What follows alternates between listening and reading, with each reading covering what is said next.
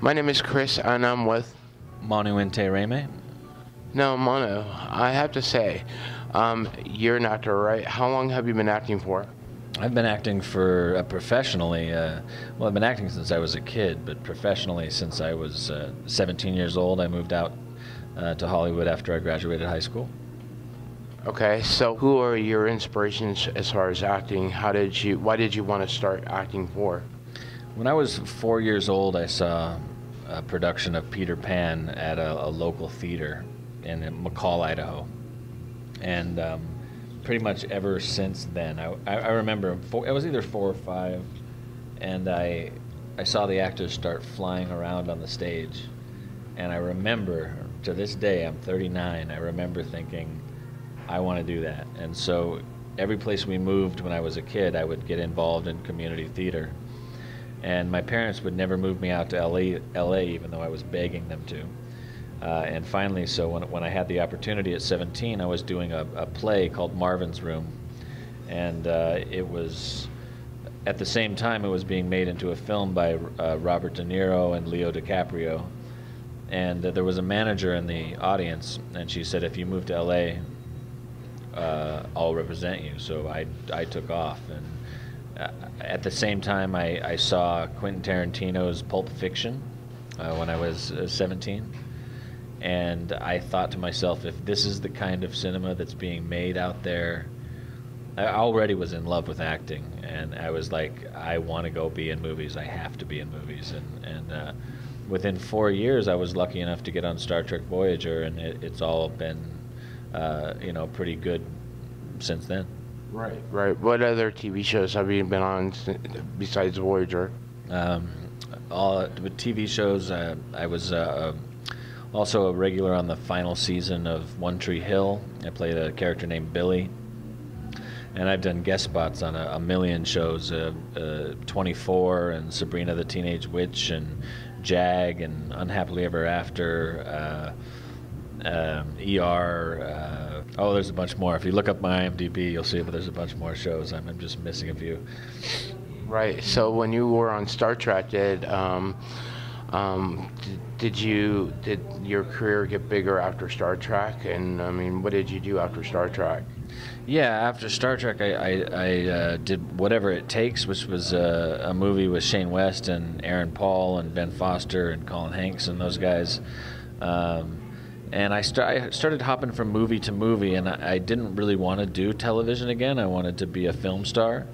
And I think that at the time, when I was really young, so I think at the time that probably hurt my career, because I sort of had too big of a head on my shoulders and thought I was bigger than I really was. And so around 25, things started drying up, and I decided I was going to go play music. And I played music for 3 years. I gave up acting, and I went to San Francisco, and I played in a band. But the whole time I was there, I would watch a TV, and I would see Ben Foster or Shane West or Colin Hanks or Aaron Paul or all my friends that I used to run with. Chris Evans plays Captain America now, just all their careers blowing up. And I decided, I was watching a jumbo jet fly over my head in Olympia, Washington, while we were playing a show for like 13 people. And I was sleeping in the back of a van with my bandmates, and I was like, I'm going back to Hollywood. I'm going back to acting. So I moved back when I was 30, and it's basically, I'm 39 now. Things are going good again. I've done a bunch of films. I started producing films when I was 30. I did a film called Benjamin Troubles. I recently made a movie called Fifth Passenger. I'm working on a series right now on Kickstarter called The Circuit that we're in development on. We're gonna probably be shooting in September. Now, what is The Circuit all about? It's on Kickstarter, and it's being funded as we talk right now. But how'd you get involved with The Circuit? Well, for 15 years after Star Trek Voyager, I would go out on the convention scene, the Star Trek convention scene, and the pop culture Comic-Con scene. And what's neat about that is not only do you get to meet all these different cultures and people and see these different parts of the world, but you find yourself in these really surreal situations where you're like sitting at a table at a dinner and across from you is Harry Potter, and then to his left is Carrie Fisher, and Knight Rider's on my right. You know, all these icons from childhood or movies that are on now, icons of today and yesterday and tomorrow, all around you. So I decided to just, and then you have a chance to hang out with them for the weekend and you become friends. So I decided to come up with this series, which is 10 science fiction stories that all take place in this futuristic city called Urbiessa. And each episode will be a science fiction story, but will be a different subgenre of science fiction. So a lot like, there's a show called Black Mirror that's on right now. So it's a lot like Black Mirror, except with the Star Trek sort of Roddenberry ethic of science fiction, for stories that take a deep look at who we are as a culture, as a society, as a species, and it's a more positive spin on the world and I call it, you know, better art for a better tomorrow. I think science fiction has a way of breaking down people's prejudices and telling stories through metaphor that really affect people, and they don't even know that they're affected by the story you've told. And so it's 10 science fiction stories, 10 subgenres, all standalone stories. It's an anthology series like Twilight Zone or Steven Spielberg's amazing stories. And it stars all these actors that I've met over the last 15 years. You know, Doug Jones from Hellboy and Silver Surfer. He played Abe Sapien in Hellboy, and a bunch of, we have star actors from every incarnation of Star Trek. Gigi Edgley from Farscape. Ryan Eggold is going to direct an episode from The Blacklist and The Blacklist Redemption. James Bird, this incredible director, is signed on. Rob Archer from Defiance and Lost Girl and Pixels. Tim Russ, Robert Beltran, Ethan Phillips.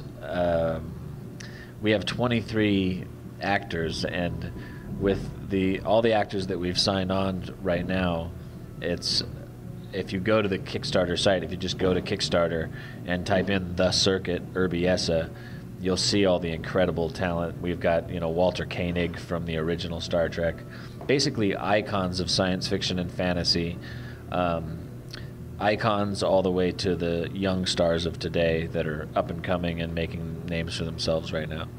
Right, so people can find out the circuit on Kickstarter. Where else can they look at besides Kickstarter?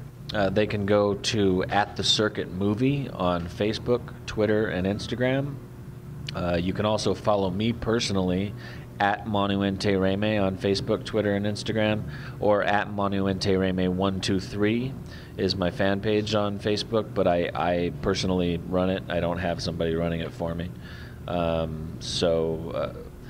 @the Circuit Movie, you can also go to thecircuitfilm.com and see a bunch of trailers about the film, and Kickstarter is the other place to find out.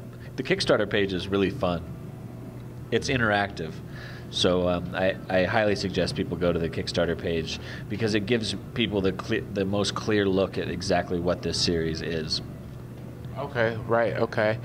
Everybody can follow you on your homepage and at the circuit, and pretty much, you know, donate today too. It would help out him and Manu and the rest of the crew. And so, how much longer are you going to have your Kickstarter going?